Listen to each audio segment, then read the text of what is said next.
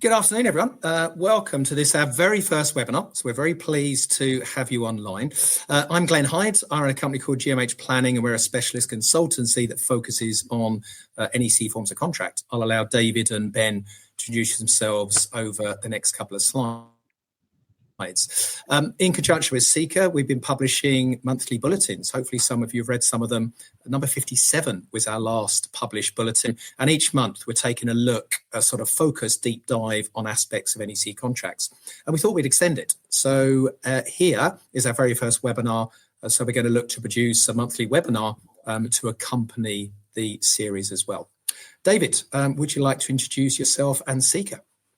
I certainly would. Thank you. Hi, I'm David Allen. I'm the Executive Director for Seeker Southern, and thank you for joining us here for our first NEC contract webinars series. Before I hand over to Ben and Glenn from their various companies, who will deliver the session, I'd just like to say a few words about Seeker and why we're doing this. The Civil Engineering Contractors Association, Seeker, is a not-for-profit member-led trade association that represents and promotes civil engineering contracting organisations that deliver and maintain 70 to 80% of the mainland UK's infrastructure. We deliver against 5 core pillars that you'll see on the screen in front of you across 6 English regions and the devolved nations of Scotland and Wales. We engage with government clients and those that influence our industry at all levels. And if you want to know more about us, you can go to our website at seeker.co.uk. But in reference to today's event, this has been delivered under our skills and training core pillar. And we also, where we deliver an extensive range of training activity that is intended to increase the awareness of those involved and the sustainability of the organisations that they work for. As Glenn mentioned, GMH Planning have been delivering NEC training for us for a while now. And following those engagements we had early days between Glenn and myself, we decided that we needed to do something beyond the training itself to increase the awareness a bit wider from those that were attending the training, also to just reinforce that training. And we started producing the bulletins that Glenn has referred to. They are very good at actually knuckling down on the real intent of the clauses and increasing that general awareness. So that has really proved a boon to our members and others in the industry that have been able to have a look at them. Now, subsequent to discussions with Glenn and Ben earlier this year, it was agreed to take this to the next level. And out of that, we now have our first NEC contract webinar. This one will look at a positive approach to early warning, and more will follow. So without further ado, I hand you over to Ben. Thank you. Thank you very much, David. Welcome, everybody. Really excited to be a part of this. And over this series of episodes looking at NEC, we hope to really strike a chord between the theory, what's required, and some practical, useful tips. And I think we've packed a few actual examples into the slides rather than just talking about theory. So looking forward to doing that. So welcome, a little bit of an introduction. Why should you spend the next 40 minutes plus questions watching us today? We're going to cover why this topic matters, firstly, and what is an early warning. So early warning is not a defined term, so it's got a literal interpretation. So Glenn will take us through those two things. Next, I'm going to look in a little bit of detail around actually giving early warning by notifying. And what does that mean? What do we have to put in the communication there? And how do we manage that then within the early warning register? Next up, then, we'll look at early warning meetings. Who should attend? How frequently should we have them? And what's the real objectives there? Are we just sitting around agreeing that it's bad, or what do we do about it to take those early interventions? We'll have a little look at what looks good, bringing all those things together, and also by difference, those common problems, perhaps some of them logistical, practical, systematic, and actually quite often behavioural. So we'll look at those and maybe ways in which we can oil the wheels a little bit and getting things back on track. So a lot to understand about the intent of early warnings here, and then we have that nice long Q&A session there, but we really would like you to get involved. So please do use the chat. I think we're only going to be monitoring the LinkedIn chat as it happens live. but we will look at the chats across the different platforms. I think we're live across lots of social media platforms, some of which I've not heard of. So there we go. But we'll be amassing all the Q&A together and bringing it together. I'll leave you with one more thing. I always put this quote in my presentations because I just think it's probably the most powerful thing I've ever heard. So as we go through the webinar today, and in fact, probably the majority of the ones that we do, I'll just leave this quote from the great late Dr. Martin Barnes hanging over proceedings for the rest of the hour. And that is that project management is about influencing what hasn't yet happened. Everything else is administration. And I think that's really powerful because what it's setting the tone here is that proactive, collaborative, foresight approach. Do we want to be passengers on our projects, or are we going to actually be project managers? So we don't want to be project administrators, we are project managers, and part of that function influencing the future. And early warnings, there's no better example of NEC procedure than that. So with that, I'll hand over to Glenn, who perhaps can explain to us why this topic matters. Glenn, over to you. Absolutely. Such an important topic. It's a very simple topic, but it's one of the most misunderstood and mismanaged, or has been in the past. I think we are getting better as an industry. I have seen an improvement, but there's still room for improvement. And I think the survey we ran last year proved this. So we did an industry survey through our group, and we asked people, what percentage of you are still finding people on your projects who think early warnings are a negative process and view them negatively? And the result was that 53% of people still found on their projects they had someone or multiple people of that manner. I'd love to see in the chat an early contribution from you guys. Do you find that? So in the chat, if you are finding that there's still some people who seem to misunderstand what's meant to be a positive process, put your comments into the chat now, and we can have a little look through them towards the back end of this session. Why are we still finding people who think this is negative? So we're going to pick up on some fundamental points around the early warning process we need to know and understand. So some really simple stuff. Early warnings, they're meant to be a project management tool. They're not a means of allocating the risk or the liability. Effective early warnings mitigate or avoid problems, and we're not looking to assign blame. So we're trying to get the issue out there on the table and see what we can do about it. And a collaborative approach increases project success. That's pretty self-explanatory, I'd think. And then another quote from NEC contracts where they quote, the foresight applied collaboratively mitigates problems and shrinks risk. And the early warning process is the cornerstone of that process. So if we look at objectives we're looking to achieve out of today's webinar, it's to really look at the true purpose of the early warnings and the early warning process, master the practical requirements of section 15 of the contract. So all of the clauses within section 15, we're going to make sure we fully understand them. There's not too many, but we need to understand them. Transform early warning from early warring. Must admit, Ben put that in. I quite like that. So early warnings aren't about creators going to war. In fact, we're peacemakers. So the complete opposite of warring is what the early warning process should be. We're going to look to seek collaboration and problem solve and identify and avoid common pitfalls that tend to happen around early warnings. So that's what we're going to try and achieve in this session. So what's an early warning? Well, this won't take too long because there's only 2 words to analyse. So what does early mean? Well, it means occurring with little time elapsed, straight away, not late. What does warning mean? It's something that serves to give advance notice or caution regarding a particular matter that could have a negative outcome. So when you put those 2 words together, all it really means is there's a potential problem. Let's talk about it whilst there's an opportunity to do something about it. So it really is that simple, isn't it, Ben?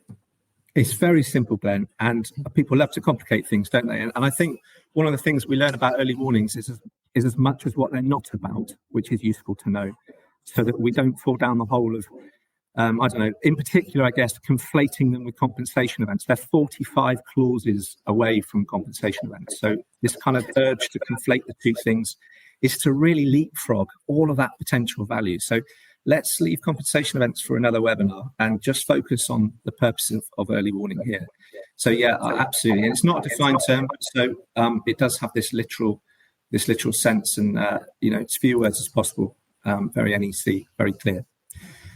So I think then I'll probably start, having had that literal acknowledgement that this is about a timely advanced warning of something. Let's look more specifically at what our obligations are. So, of course, this is a clause. So it's one of the rules of the game. And we know from clause 10.1 that we have to act as stated in the contract. So this isn't optional. Okay, this is something we must do. And what it says is the contractor and the project manager give early warning as soon as aware, by notifying the other of any matter which could. And I've highlighted a couple of words there. So as soon as aware. This isn't when convenient, within a reasonable time period or anything like that. It's as soon as aware. So I think when thinking systems and agility, and this isn't something we have to worry about going through governance. This is commercially benign to do this, right? There's sanctions for not doing it, but actually it's pretty safe to do it, very safe. And it's which could. So we're not interested in late notifications. This is early warning. So it hasn't happened yet. It could impact us. There's actually 4 bullet points underneath that first sentence. Now we've abridged these into 3 little icons here. Increase total of prices, delay completion. There's a separate bullet point for delay a key date, or impair the performance of the works in use. So, very crudely, time, money, quality, I guess. But I think what's sometimes missed, and it really sets the scene, and I'd ask you just to ponder on it, is that extra provision that sits underneath those bullet points. It says, additionally, the project manager or the contractor may give early warning of any other matter which could increase the contractor's total cost. Now, bear in mind, this is core clause stuff, so it's ambivalent to main option. It doesn't matter whether it's an option A lump sum contract or a cost reimbursable contract. It doesn't know about the payment mechanism. This is a core clause.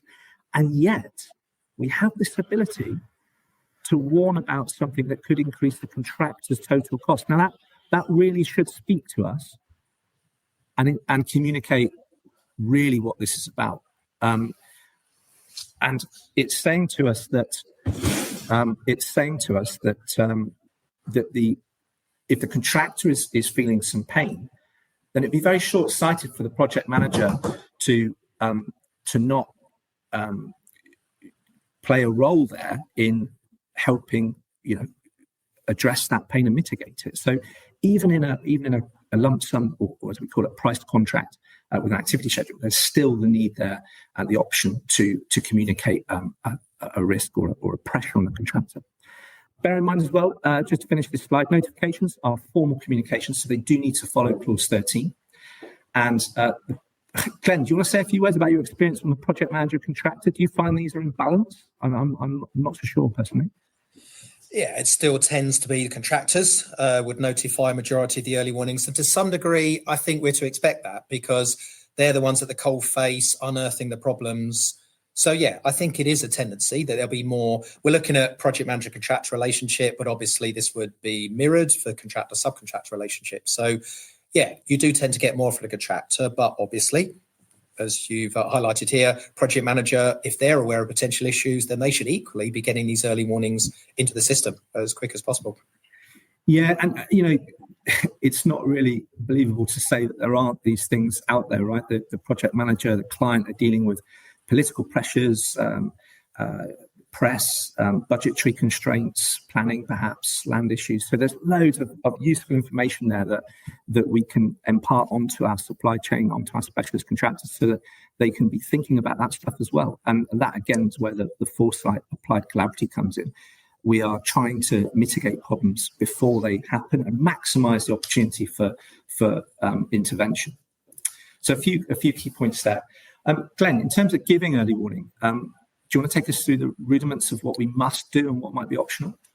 Yeah, so when we, whoever we are, whether we're a project manager or contractor, so when we're notifying an early warning, we need to think about the minimum content. So as a minimum, we want to know what is the matter that we're talking about. So not an essay, a book, but nice and concise, but in enough detail that makes it clear what the issue is. We're not going to solve it in the early warning. We just want to get across some information to know what are we actually talking about. The nature of the potential impact, just to some degree. So we don't want to solve it. We don't want to say this is the issue and this is how we're proposing to solve it. But if you've got a few ideas of already things that could minimise the impact, okay, we might sow some of those seeds just to, again, show that it's a very positive nature of this particular early warning. Optional content. So the next stage is once we've described what the thing is, and normally they'll be on a cloud basis, and there'll be a tick box as to what it can impact, the 3 bullets that Ben mentioned. And then, do we need an early warning meeting? Not always.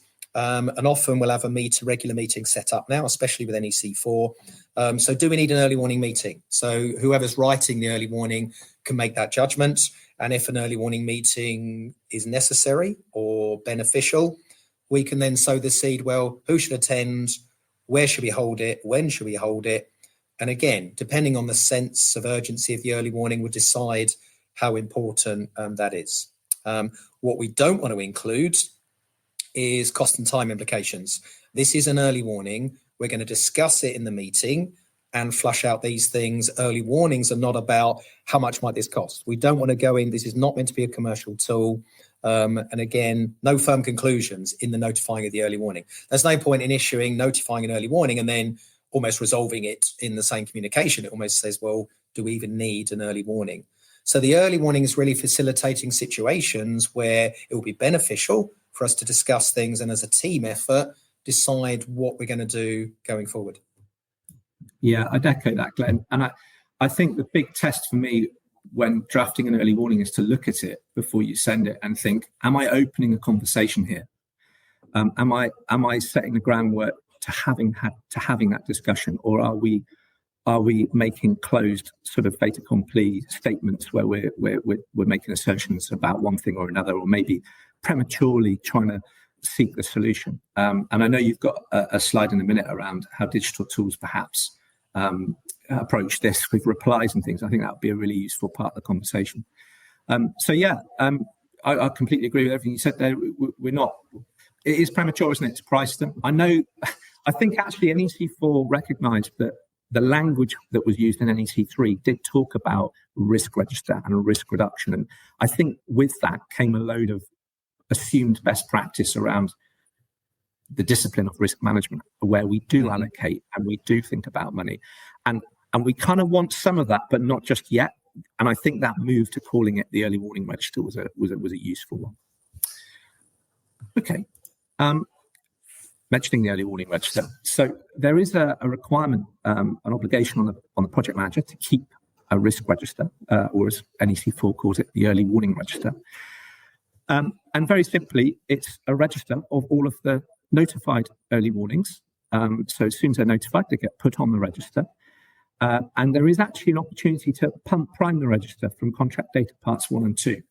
So there's an identical entry in contract data part 1 and part 2, so that pre-contract date, you can actually prime this register. I think importantly, I think Glenn's mentioned it already, this is not a contract document. It's a management tool. It doesn't exist pre-contract date. So it's only upon the contract date that this even has the chance of being formed. And that, again, illustrates and confirms to us that this is not about allocating a risk. So you wouldn't be pricing these and using them as some kind of provision or sum schedule. You'd certainly need some careful Z clausing to bring that into effect anyway. So quite often we see these, not often now, but now and then I still see a risk or an early warning register priced up as a kind of provisional sum tool. Definitely, that's not what it's for.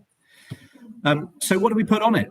Well, the contract tells us the register has a description of the matter, and then the proposals, solutions, and decided actions agreed upon as to how we might mitigate or avoid it. And we offer an example on the screen there. I think it's administratively helpful to number the early warnings. Note that I haven't put on this register who they're from, because again, it doesn't really matter. This is about getting the issues on the table in the register for conversation. Put a notification date on there just so that we know when they've been notified, and the status. So this status, again, this is just something that I've always done. When putting CMAR together, I was wondering about this obligation to remove, or deciding which risks could be removed from the register. I never like to remove them because I think they're such an important source of lessons learned, and we can share them perhaps across the program, or even at some point, hopefully, the industry, so we can learn from each other's mitigation measures, perhaps. So I think many of these systems now, they'll just have a status of turning into live or avoided or passed. The other thing Glenn mentioned is we wouldn't price early warnings, and I think that's sensible, certainly in those opening notifications. But I think a lot of people wanted some form of being able to prioritize them or weigh them, and so there's nothing in the contract that precludes you from doing this, and some people make good use of it. They might maybe score their risks out of likelihood and consequence and get a product of maybe 5x5 matrix, bringing a bit of that risk discipline into these things. But the really important bit on the register, I think, is tracking those proposals and solutions and actions. And remember that minutes to a meeting are not communications. So just because we've recorded the actions here, and the last part of the clause reminds us of this, if there is an action to take, for instance, the project manager might want to go and instruct some additional trial holes or some other form of mitigation. If that requires, for instance, a change of the scope, then you must go and action that separately. So the minutes aren't enough. We need to go off and actually action those things properly. Anything to add, Glenn? Only I think the scoring, a lot of the cloud-based systems do this scoring. And as Ben said, it's not a contractual requirement. I get it. I don't think it does too much harm, and I can see why it's there. The only thing I would say, if people put too much focus on the scoring and just focus on the high score ones, eventually the low score ones come to bite you. So they all need keeping an eye on and moving forward. And if we just keep the score as a sense of urgency and no more than that, then I think they do a job. Yeah, fair point. I think I'd agree with that. And, talking about how people may systematically approach some of these requirements, and then, the contract doesn't preclude you from doing various things, but certain practices have sort of sprung up, and some galvanize the intention, others, you could argue, take us away from it. Do you want to give us a bit of a reality check on these digital systems, Glenn? Yeah, I mean, look, generally cloud-based systems, there's a few out there, and you guys need to do your homework, and you need to trial these different systems and see which ones you find work the most thoroughly, and obviously price and things like that will come into it. So we're talking generally about systems, not sort of homing in on one in particular. A lot of these cloud-based systems, just with regards to the early warning process, some of them suggest you need to respond to an early warning. And it's just one of the frustrations that technically there's no contractual obligation to respond to an early warning. Now, you can respond, and some early warnings that don't need a meeting, they can be responded to, and we don't need a meeting. And others, most of them, we're going to discuss at the early warning meeting. And then when you update the actions into the register, that is the response that's required. So the slight frustration is that some early warnings, some cloud-based systems suggest that you've got to respond to an early warning within the period for reply, which contractually isn't actually correct. It's not a big problem. It's not a big deal, but it then just means if they haven't responded, they've had the meeting, they've updated the action, they've now got to manually go back into the early warning because their system says you haven't responded, and then just say, see early warning register, and then the action goes away. So it's really just a reminder, not so much just the problem with the cloud-based systems, but that you don't have to respond to an early warning, but some early warnings can be, responded to, which might then mean that we either don't need to discuss it at the meeting, or that it's a very quick discussion. So that's just one element. So within the system requirements, we just need to make sure what the system does is actually in line with the contractual requirements, because as good as these systems are, sometimes certain aspects maybe don't do things quite as thoroughly as the contract requires. So my important box here is the contract requirements. So there is no mandatory response time. We want to focus on the notification, a meeting at the appropriate time, and then driving the actions will be recorded in the register itself. Yeah, okay, that Glenn, I might even be able to shed a little bit of light on how one system did adopt this. Although quite often you'll find a box or a tick or a setting that will say this isn't necessary, but a lot of clients do want to see that the early warnings have been acknowledged. But you're quite right. It's very easy then to misunderstand that acknowledgement or that appreciation that the risk has happened as being actually that it's being dealt with. And certainly, if you think of most of the other actions on your to-do list day to day, they might hit you on a dashboard summary on the front of one of these systems. And that's okay, because, okay, I know I need to reply to a quote, or and they kind of sit there and persist and go amber and red until you deal with them. Early warnings are different, though.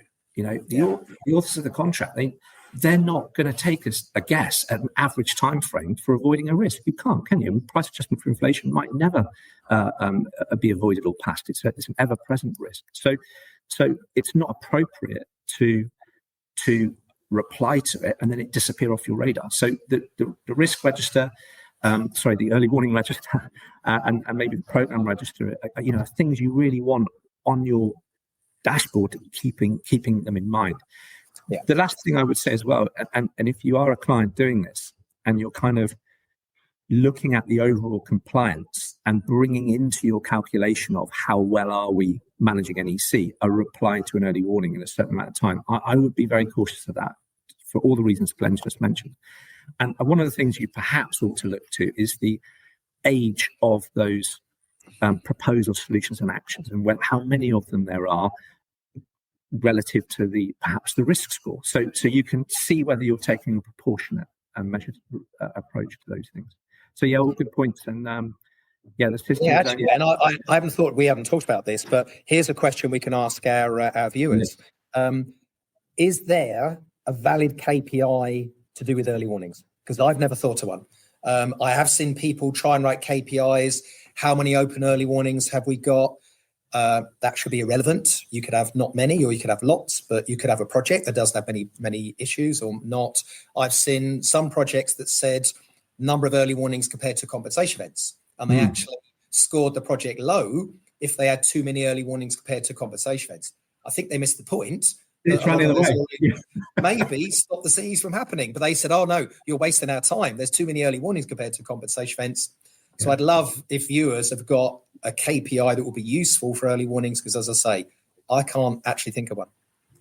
That's a really good point. And, maybe the vendors of the software could come forward with some of the things and share those as well, as to what sort of metrics people are asking for. And we can do a bit of a sanity check on those and feed them back. That's a really good point there.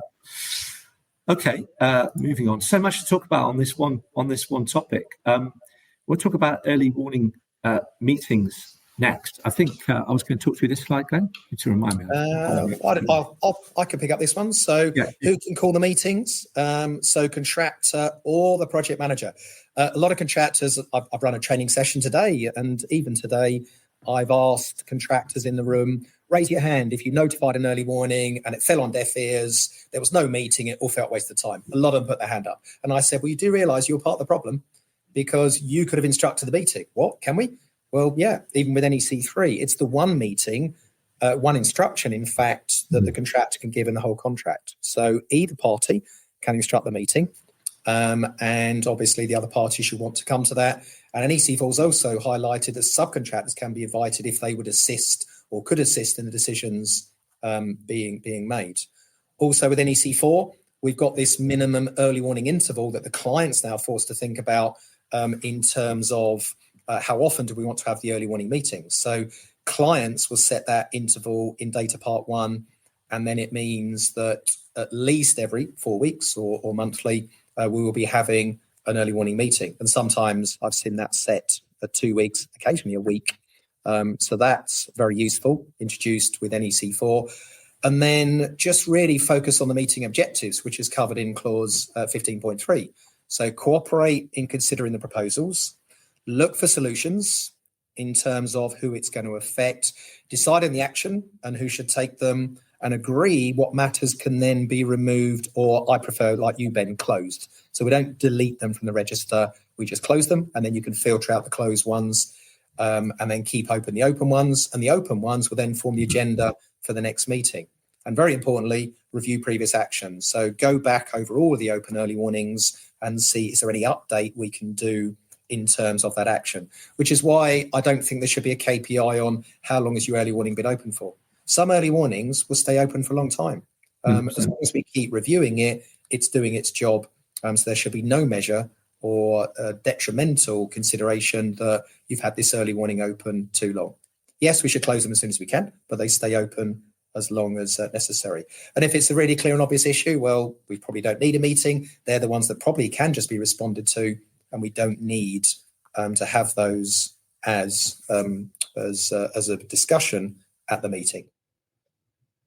Anything to add on that one, Ben?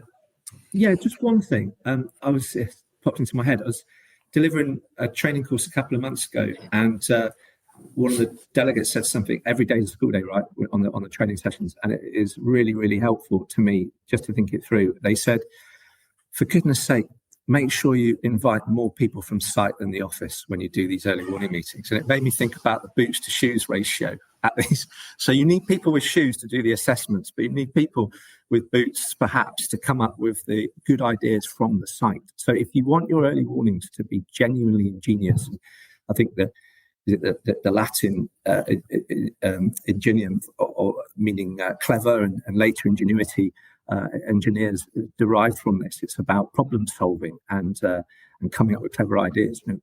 Get the right people in those meetings. Get your specialist contractors there.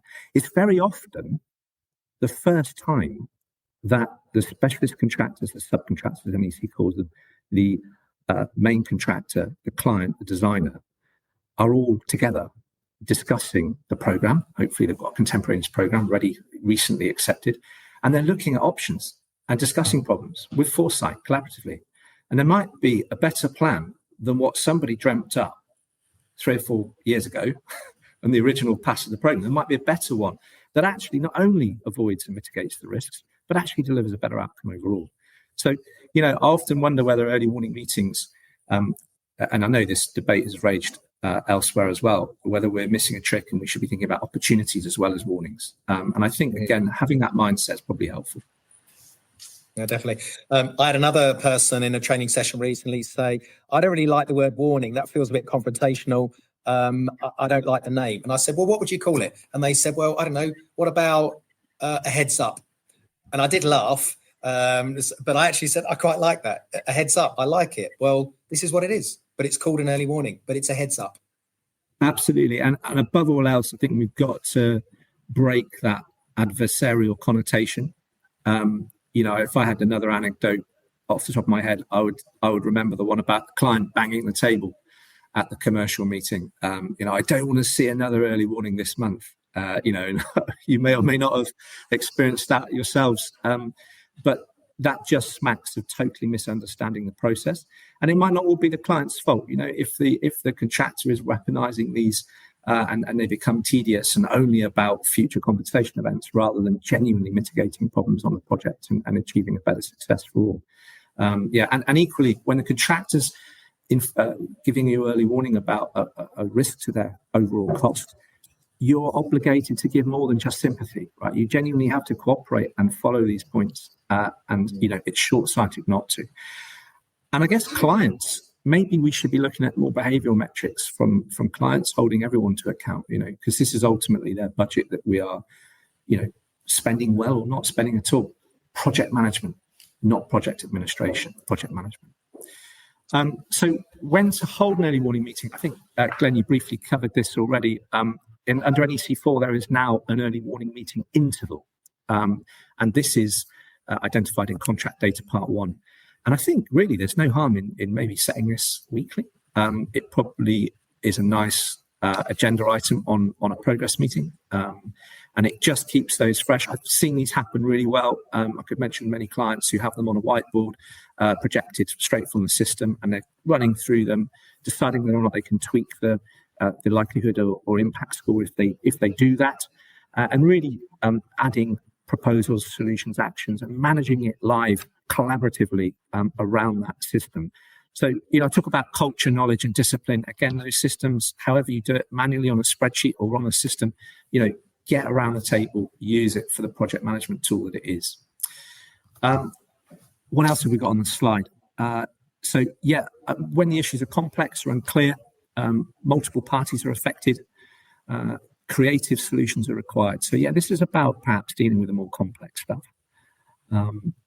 Meetings are not needed perhaps if things are very clear and obvious, or if a simple response can close out the matter. But when in doubt, there's no harm. And that kind of interval of early warning does allow you to keep that cadence and that rigor. But remembering what Glenn said as well, it's the one time the contractor can actually instruct something to happen. So we don't need to be terribly polite about it. Oh, do you mind terribly meeting with me to discuss this problem I might be having? Just instruct it. And again, there's another benefit of these web-based tools because they handle the language for you. So the problem of politeness perhaps isn't there.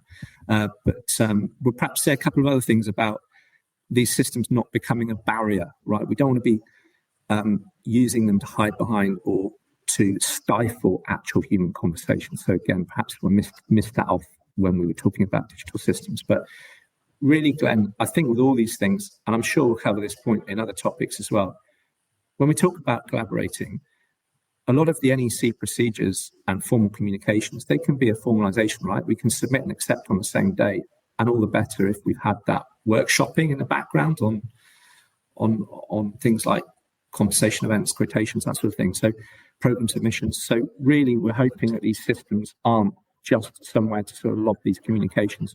Behind that should be the richness of these meetings and other conversations. So bringing all this together, what does good look like, Glenn? Well, timing. So notified as soon as the potential issue is identified. The clue is in the word. It says early, not fairly early, or not as early as we might have done, but not as late as it might have been.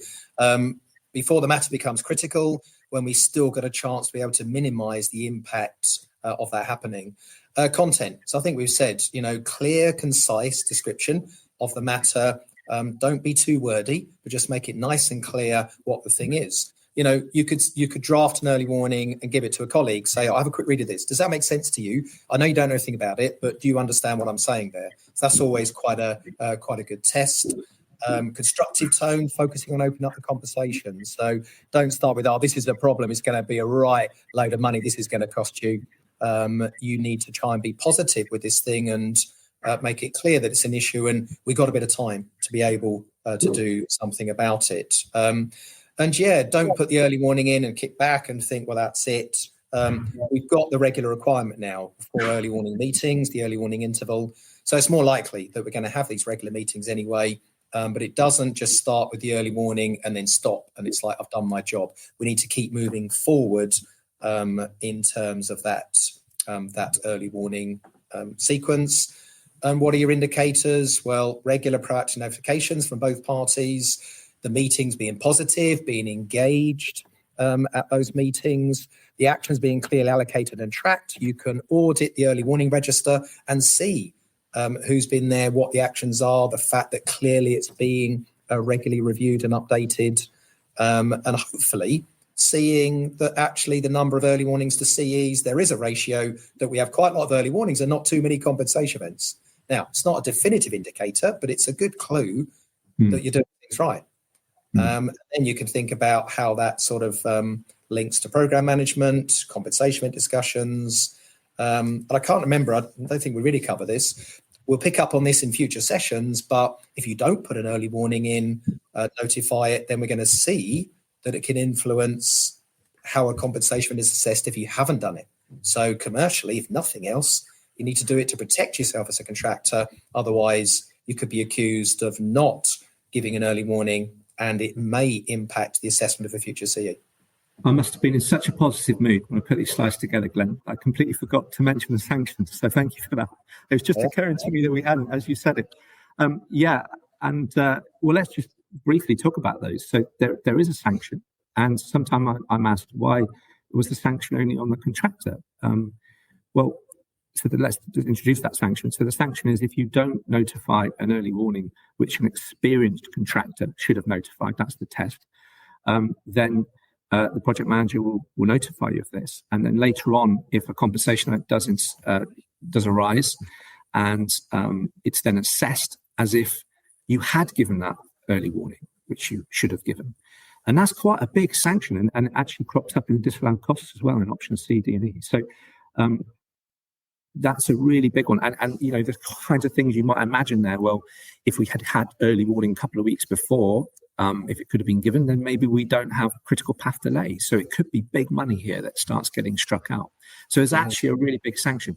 And Glenn, I was going to raise it a little bit actually in the problems and solutions, because sometimes I wonder whether that particular clause is driving some of the behaviours around early warnings, where we just blanket everything rather than think through the individual risks. We're almost just ticking that box that we will never fall foul of that sanction. And I think that might be one of the problems, rather than, remaining a little bit more measured about the likelihood of that happening and just doing what we've got to do. And that means, of course, having good communications with your big team if you're a large tier one contractor, and making sure that those threats and risks are coming up to you. So to answer the question about why not the client? Well, I think there is a certain argument for there perhaps should be a sanction on the PM. There is a breach of contract, isn't there, which is a compensation event. But the contractor's reputation might suffer as a result of the project manager not saying something which giving early warning was something they knew about. But really, the sanction is pretty natural, right? Because you just forego that opportunity. And I think this is one of the reasons I think clients should be looking at, how many early warnings are my project managers notifying? And I wonder whether one of the things, Glenn, is maybe a retrospective review of compensation events and asking as a team, which of these could we have early warned on, and actually could we have taken some intervening measures on? Because not all of them do, but some of them might. So I think the obvious sanction on the project manager is that, well, if you don't give an early warning about a potential problem, the contractor can't help you solve it, and it might therefore become a compensation event that you didn't need to have ever paid for because they could have helped you. So that's the natural sanction against the project manager. Absolutely. Okay. So the right approach, I think we've kind of said it. It's about understanding that it's a management tool, not a commercial activity. I think we've got to, I don't want to appear naive, right? Once the early warning has been given and notified properly, and it's on the register, and we're in one of those early warning meetings, and of course we're going to talk about money. One of the things we might do is explore certain mitigations that might need instructions. We could use clause 65 for that, and the instruction of proposed changes to the scope to understand what sort of commercial impact one thing or another might have. And we might more broadly just discuss those and think about, approximate costs and impacts to program within those early warning meetings. The important thing, though, I think, to acknowledge is that those conversations are healthy when you are having them verbally in a room and you're optioneering.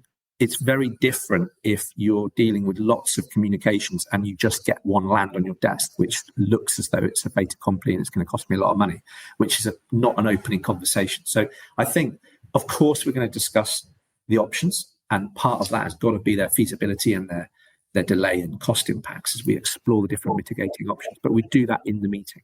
So I think the wrong approach would be to do that straight off the bat in the initial notification, using it as that fixation. There we go. We did mention it. That fixation with clause 61.5, 63.7, which are those sanctions. There's also one of the disallowed costs, which are those sanctions for not giving early warning.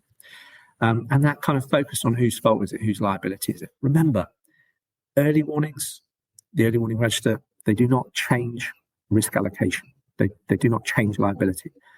That's all later, 45 clauses later, and then a bit more in clause 80. So really, and maybe you need to do this with a coffee to check early on in the contract startup workshop, perhaps. We have got the same interpretation of early warnings, right? We know that they're a management tool. We're going to use them productively, and we're going to have this open conversation because it can't harm us. Playing cards close to the chest, there's sanctions. If we're open and we're generally trying to mitigate the problems in the ethos of what we've got set out in front of us with those procedures, then we're on the right track. Anything to add, Glenn? No, I think you covered that very much so. Okay, so we've got some common problems. Just conscious of time, wanted to give a good 15, 20 minutes to questions. So we can fly through these. We'll fly through these. Yeah, so swamping the system, one party flooding with numerous early warnings. This is about education. Make sure that don't think by putting in 52 early warnings on the first day. The first one I remember, it might snow, was an early warning from a contractor issued on the 2nd of May. It doesn't change the liability. We can't do anything about it. Education. And after that, they were very good after that. They were worried. They thought it changed liability. It doesn't. Over reliance on the systems. So train the team on the actual contract requirements rather than a system that might actually not have the process quite right. No follow through. So don't just put the early warnings in and then sit back and think that's it. We need to make sure we're following through, and the register, the meetings will pick up on those. The blame, it's not as a liability shield, as you've already mentioned, Ben. This is about management, not whose risk is it, whose liability is it, which is why we don't have names and parties in terms of whose fault or whose blame. Late or missing notifications, well, late early warnings can obviously, again, lead to potential financial issues if a contractor's not done it. So we need to make sure that we're getting those notifications in on time. And again, wrong focus in the meetings, focus on solutions and focus on how we can improve for the project as a whole. Don't be focusing on your own liabilities or sort of side or angle.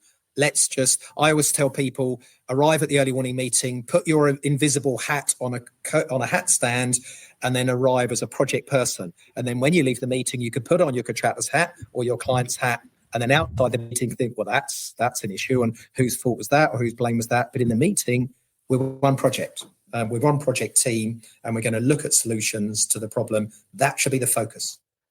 Very much, and it echoes the Boots argument, doesn't it? Get site input from people solving problems, and then we can put it through the commercial processes later. But why would we start with a narrow field of options when we can explore a larger one? And time and time again, I've been really surprised just how effective this is when done properly. So get those practical-minded people into those meetings. Don't have your commercial team dominate those meetings. Almost nervous to say what might be said. Open up the conversation, trust in the process. Another one on the over-reliance on systems, Glenn, occurred to me is that I did used to find big pockets of practitioners thinking that you had to have an early warning before a compensation event, and that's obviously not true. And again, I think that might have been another, you have to have an early warning and they always turn into a compensation event. That's simply not true. Another one is this idea of rejecting or accepting. There's nothing in the contract that precludes you from rejecting an early warning, but it does seem odd behavior. It doesn't seem useful, rather, or practically useful to sort of say, I don't want to hear any more warnings. So again, that's probably resolved with a coffee, right? Why are you sending me this stuff? It's not helpful for the project. Can we phrase it slightly differently so that we can have an opening conversation and actually add some value? But yeah, I think we've got pretty much there now. I'm keen to open this to questions. I'm looking at the team. We've got lots of questions. Perfect. So we've got some prompts here in case we don't have any. I think this is the first one, so bear with us. We've got some technology that we'd like to try where we can ping questions directly up. So we've got a question on, look at that. Thank you, Phil. So Phil writes, potential key performance indicating relating to early warnings in clause 61.5, targeting a low percentage of CEs where early warning could have been given but was not, resulting in an alternative assessment of CE would promote the use of early warnings. I think that's a great idea. Yeah, really good. So you're looking at compensation events and you're doing that kind of backwards audit, I guess, as a lesson learned. Where could we have got more value by leveraging that early warning process? Guys, any comments on that? Yeah, no, I think that's good. We can just do a review of how many of the compensation events was the accusation that you didn't give an early warning, you didn't give an early warning, but you could have done. I guess it's not foolproof because you will have some project managers tick in the box yes every time just in case. Even that isn't foolproof. I like the idea, Phil, and if managed properly, that could be a good indicator.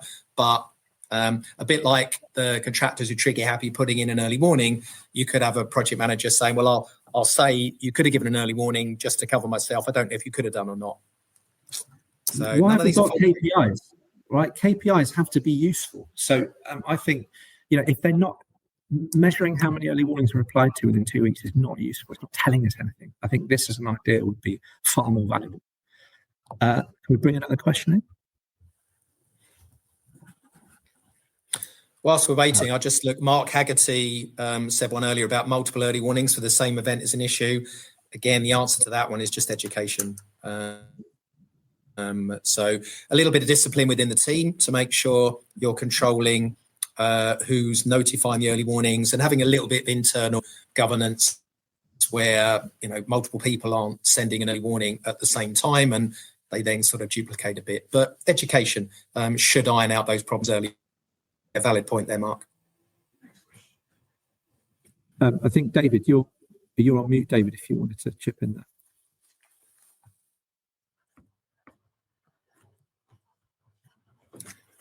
There was another question flashed up. I don't think we can hear you. Just whilst we're thinking about that, David, I'll see if you can get you on off mute again. We had another question, Glenn. Okay, what if you need to request a certain document or action from the client that doesn't necessitate an early warning meeting? Can that request be made within the early warning? What negative impacts can arise if this is not met? Well, again, I think this is the responsibility of a cloud-based system where there is the right portal or the right form to raise the right communication. And that's where not all cloud-based systems are the same. And this is not a session where we're going to explore which ones we think aren't. But there needs to be the right place to do that. So sometimes I have found that, early warnings are the only time we get is an early warning, and then we get to discuss it. So I think it's just take that good approach you can have from early warnings and know that you can talk about other things in other places. So we want a form within the system that picks up some of these more minor stuff that doesn't necessarily need to be talked about at the early warning meeting. And don't forget, you're also allowed to talk to each other. So some of this stuff might just be a conversation, and just asking for something might you get that without formalizing it. But yeah, the system should have the right portal, the right flow for any communication that you need to raise. Absolutely, and I know the one. Obviously, I know well. We did introduce a kind of communications, general communications, so that we can have those conversations for anything else. It might be sharing meeting minutes, or it might be things that haven't got a particular workflow built for them because they're just one-offs or not used regularly. And it strikes me that your question there might be one of those things that we wouldn't necessarily want to dilute the early warning register with, so that we can keep our early warning meetings nice and concise. I think the other thing I would say is be really careful. We perhaps ought to do another webinar on technical queries and early warnings and things like that, because again, they're not in the contract, technical queries. I would say though that be really careful make sure your delegated authorities are in place properly, and be really careful who's replying to these things if there is this feature to reply. What you sometimes see is that early warnings, you read through them and then you start seeing replies, and actually it looks as though people are they changing the scope or not? They can't change the scope if they're not a project manager. But nonetheless, the communications and the actions following those communications appear as though the scope has changed. And it's either changed or it hasn't. If it hasn't, and someone's doing...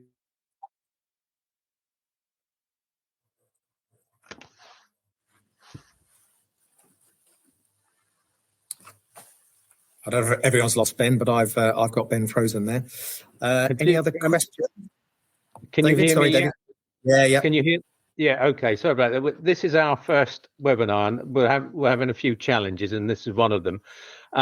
The question around KPIs, I wanted to come in at that point because setting a KPI has to be relative to the set that you're actually going to target, and so you need to make sure that it is an ad hoc set, and you're not just leaning one direction or the other in terms of what you select, because that can provide you with the wrong sort of feedback if you're not doing a sort of an open review of what's coming through.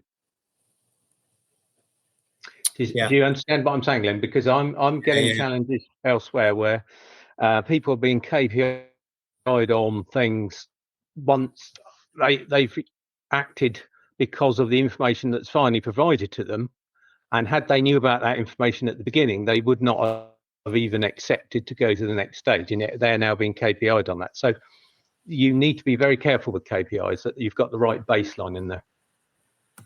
Yeah, absolutely. So there's two there. There's KPIs and also RFIs and TQs. And funny enough, that stuff we've covered, David, isn't it, in our Seeker bulletins? Yeah.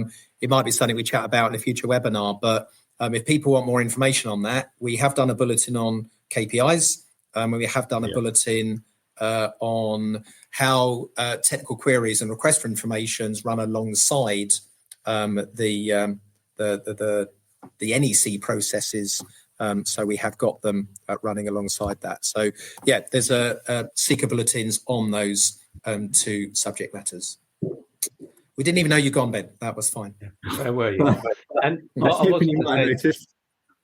other thing I was going to add to all of those that listening, the more rounded those feeding into that meeting are, the better, because you're only going to get the proper outcomes if you're actually bringing in the right resource at the right time to advise on the challenge. Actually, Mark's got a good, nice, simple one. Perhaps the KPI for early warnings could be, has it mitigated the risk or made savings? So a literally simple, with hindsight, yes, did that early warning lead to something that solved a potential problem? That's a nice, simple one. We could just see what percentage of early warnings with hindsight we felt were beneficial and potentially reduced cost or avoided a quality issue. That's a great idea and very easy for the vendors to manage, because you just have a portion of the quotation which was over and above what would have been if you hadn't had the early warning. So I think that's a really nice one. But again, I'd come back to the point I made earlier. What happens if the number of DWNs you're putting in actually do lead to additional monies? Is that a positive thing or is that a negative thing? How are you weighting your KPI? Just a question. Yeah. I think the money you have to spend on a project, I guess, is inevitable. And the one thing we can do is optimize what we do to reduce that. So I guess it's how much more would we have spent if we hadn't taken project management intervention and we'd simply been a passenger. So improving the outcome. Yeah, and I think that's a really good one, actually. And a real opportunity there for contractors to demonstrate the real value they're adding. Okay, we're perhaps calling it late contractor involvement or during the project involvement rather than early contractor involvement. But that early warning, yeah, absolutely. Sorry, completely. The building had a power cut, so that's why I disappeared for a little bit. We're just bringing the slides back up. We hadn't catered for that inevitably. Oh, so there we go. So, there was an early warning there. A couple of people have mentioned about TQs and RFIs, and actually, I think we do need to labour that point. So we have got the Seeker bulletin that talks about how they integrate with each other. So I would recommend people take a look at that one. I'll try and look up the number in the background as to which one that is, because the trouble is otherwise people might think, well, we'll put all our TQs and RFIs through as an early warning, and you don't want that. So we really don't want that. They are a separate role. So number 47 is the Seeker bulletin that covers how RFIs and TQs can work in harmony in a cloud-based system in an NEC contract. So my simple advice is, if it's a fairly small minutiae issue that could be an issue, we just need an answer, then put it in as the TQ. If it's starting to get urgent, you could then put that in as an early warning to say TQ number 71 needs an answer soon. So we don't want to swamp the early warning system with all TQs and RFIs, which is why they should be a separate system. So a few of you picked up. Okay, last question. I think we've got time for one more. So George has said, is it realistic to think that early warnings can be part of a robust change management system strategy on an EC contract? Well, I think the most important thing there is to emphasise that early warnings is not a commercial tool, and it's not the start of a compensation event process, and some early warnings will prevent compensation events from ever happening. But equally, early warnings might minimise the impact of compensation events going forward. So I think it's just important to understand the separation of early warnings from compensation events and seeing them for what they are. And they are not a merged system where they just go into each other. Absolutely not. But George, they are, in a sense, maximising your options for change. So they're giving us a bigger spread of options and opportunities for that inevitable change that we all know will happen. So, yeah. Great stuff. Well, thanks ever so much, everyone. We're coming up to the past. I just want a couple of seconds just to advertise our next one. So I've got several other topics in mind that it would be good to do as the second one now, but I think we've landed on this. So David, Glenn and I were thinking that we would perhaps do the second episode on notifying compensation events. So we'll explore that and the instructing of quotations. There's a little bit of nuance around there, around who can state assumptions about compensation events and things like that, who should be notified, what happens if we don't notify them. I'm sure we might have a chance to look at some interesting Z clauses that play with things a little bit with this and turn things upside down and inside out. So we'll have a look at those too. So the next session, 28 days from today, 6th of October, Monday, same time. We hope you can join us. Glenn, David, anything to finish on? David, yeah, from my perspective, sorry, Glenn, do you want to? What I'll do is, from a Seeker perspective, I hope that those that have joined us today are actually finding this of some benefit. We think it's all about increasing the awareness around the contract, the way we use it. It's ultimately down to behaviours at times. I know that our industry is under an enormous challenge from resource, and that doesn't help sometimes. But when the NEC drafting team developed the clauses that they've given us today to work with, they had an intent. So it's making sure that whatever we do is actually aligning with that intent, and that will then give us or help us deliver the more positive outcomes that we're looking for and avoid some of the challenges that we sometimes face that don't really help with the efficiencies of delivering infrastructure projects. So we'll continue to do this if it's bringing value, and my thanks are to Glenn and to Ben for making this happen. As I say, this was the first flight. We are looking forward to many more. I just add up, I think. Excellent. Well, that was fun. That's all I think. That was great fun. So hopefully other people found that fun as well. Who'd have thought it? An hour's webinar on NEC could be fun. Thank you very much. I'll see you next month for another one. Cheerio. Cheers, Ben. Cheers, Bye. David. Thanks.